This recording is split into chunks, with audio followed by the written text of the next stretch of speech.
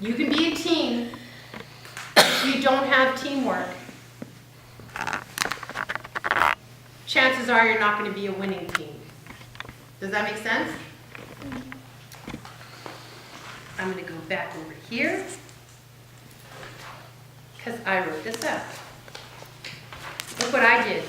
Teamwork. T. Trust. A. Right? Did we trust today? Yes. E. Encouragement. Did that happen today? Yep. It sure did. A. Acceptance. Was there some of that in the room today? Yep. Uh-huh. M. Motivation. Do you agree? W. A willingness to learn. O. Opportunity.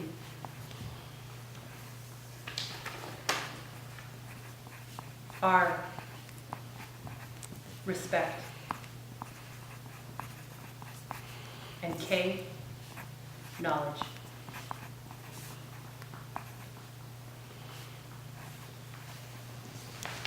So, when you trust, would you say that you're completely invested? And that's when things happen, right? If I came in here and I didn't prep you and we started doing a warm-up, do you think we would have had the same result today? You don't know who I am. You don't know how I work. But I built your trust, and we were able to get invested in what we were planning to do today. And that's how you move forward. Okay? Encouragement. Everyone needs feedback in order to improve. And it needs to be positive. I just think that positive encouragement builds confidence.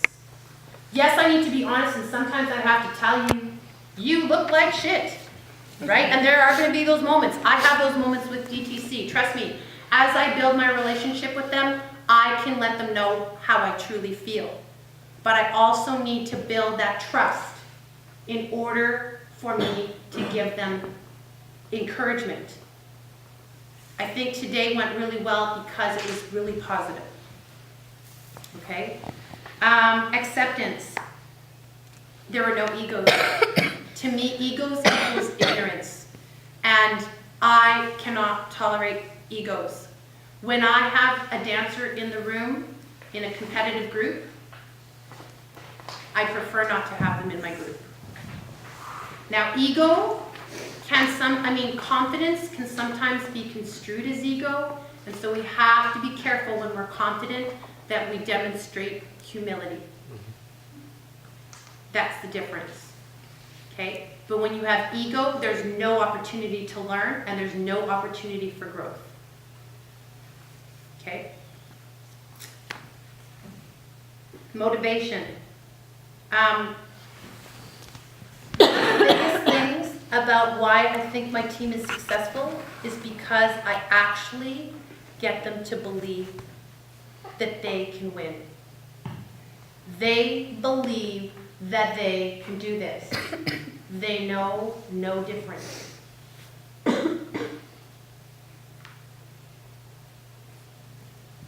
You believed today that you were pretty spectacular, and look at what you've done. Just saying.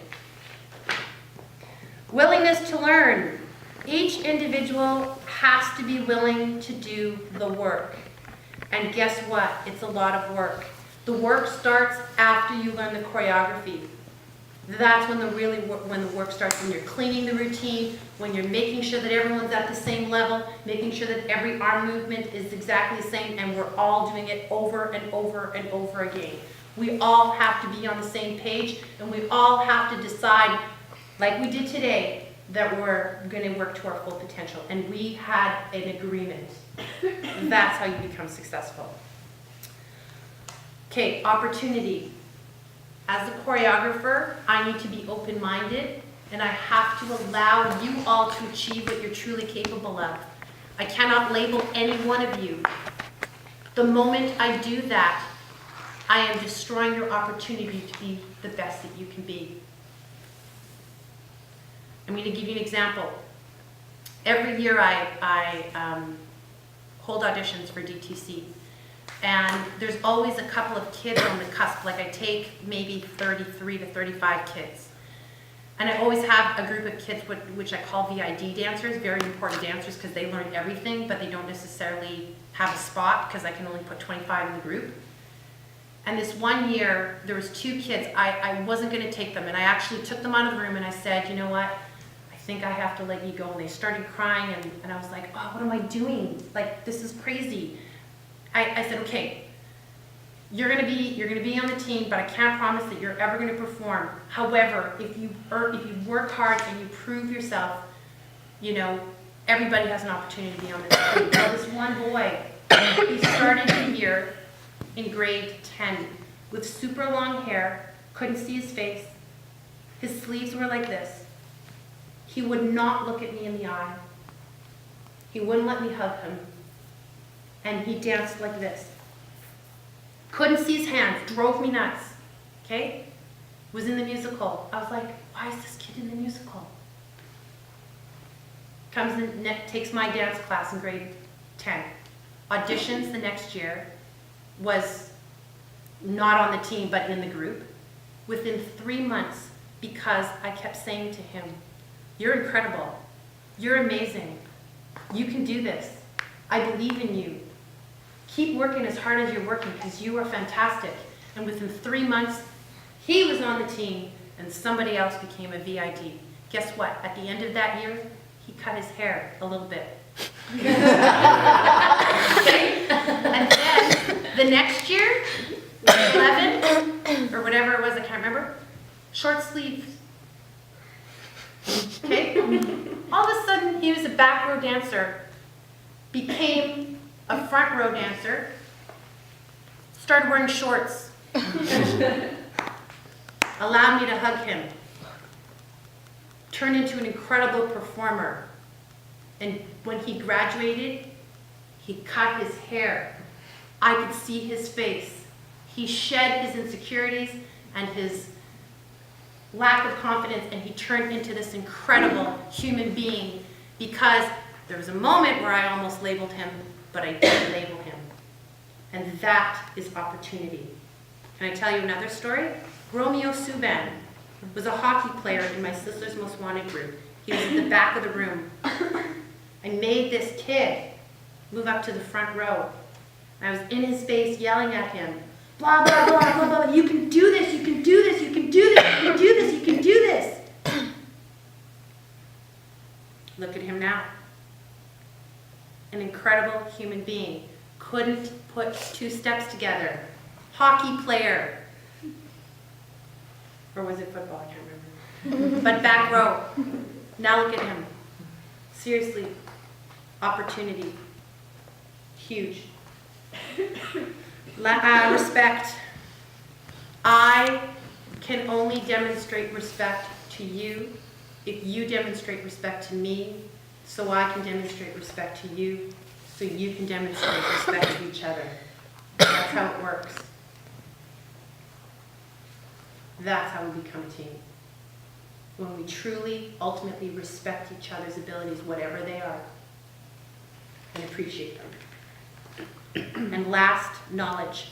My ability to give you everything that I know so that you can be the best that you can be. And for you to be open to accept that knowledge.